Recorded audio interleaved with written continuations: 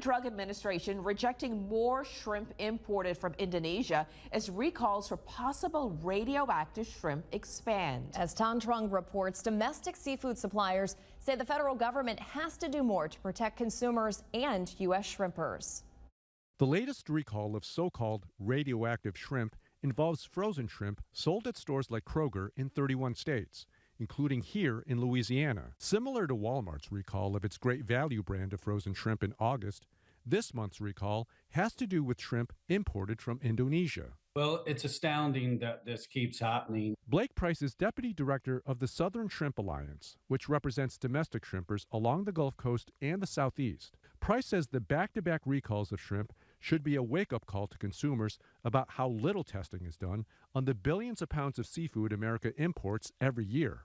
The FDA is currently, I think last year, inspecting 0.1% of total imports that come into this country. And of those, 30% are often found with contaminants. Take a look. This is FDA data showing the number of import refusals for Indonesian shrimp and seafood. It was relatively low most of the year, but after the FDA first raised concerns about shrimp exposure to the radioactive chemical cesium-137, the number spiked to over 300 refusals in this month alone. The recalls can be traced back to one shrimp processor, BMS Foods, in Indonesia. The Southern Shrimp Alliance says it's not enough for the U.S. to just reject possible tainted seafood.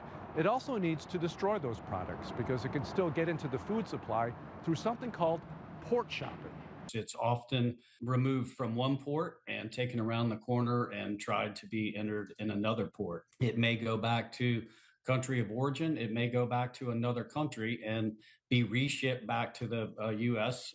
On a different guise. So that's part of the problem. To address the problem of tainted foreign seafood, two Louisiana congressmen, Republican Clay Higgins and Democrat Troy Carter, introduced the Destruction of Hazardous Imports Act back in the spring. So what our bill does, instead of just turning them away at the port, when it's been deemed to be unsafe or illegal, we destroy them to make sure they don't make themselves back available in a secondary market. There's no timeline for when that bill could be up for a vote.